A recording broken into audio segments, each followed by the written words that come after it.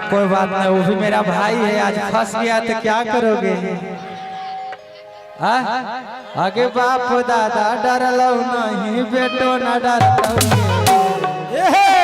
क्या कीजिएगा, समय समय का बात है। हाँ क्या कीजिएगा भैया, समय समय का बात है। जय हो।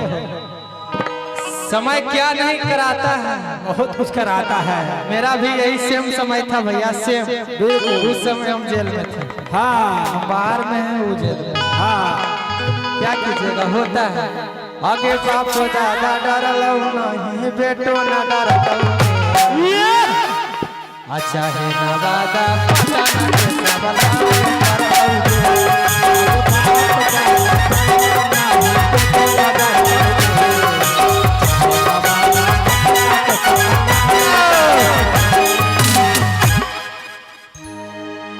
सब कुछ करी है, प्यार नहीं करी है।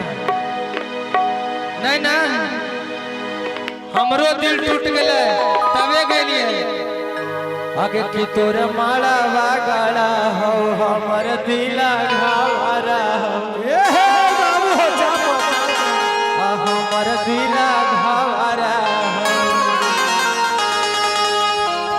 आगे होई जय भी जानू बिया।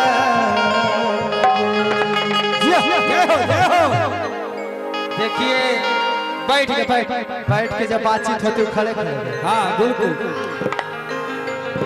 सब भाई को दे दो। इतना प्यार आशीर्वाद इस गांव में हमको मिल रहा है। जय हो। भाई सब मेरा शांति से देख रहा है, एंजॉय ले रहा है। बहुत हम खुश हैं। यहाँ से जाएंगे तो हंसते जाएंगे और चर्चा करते जाएंगे कि असमा में गए थे तो हिला दिए थे। हम जो गा रहे हैं उसका प्यार आशीर्वाद मिल रहा है। ओके क्या कहाँ थे हम? आगे की तोरा माला वागड़ा हो, हमर दिला घावरा हो। गए भाई अगर वैसन वैसन गाना तो हमारे चाची दादी सब उठ के भाग गई।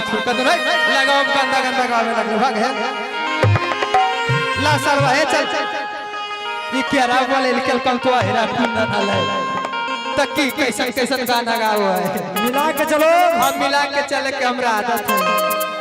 गठबंधन बना के रखना है। गए भाई अरे सबके देख के चले, एकदम गीतिया वाला धुन है भैया, एकदम पूरा प्यार से। आगे की तोरा मारा वागड़ा हो, हमर दिला घावरा हो। आगे होई जई भी जानू बिया।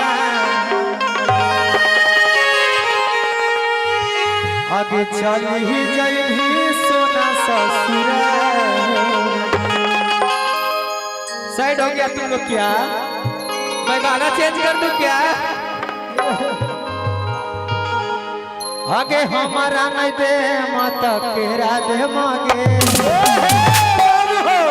सब के लिए दूर आगे की करा के साथे साथ फेरा ले मांगे। अच्छा हमारा नहीं दे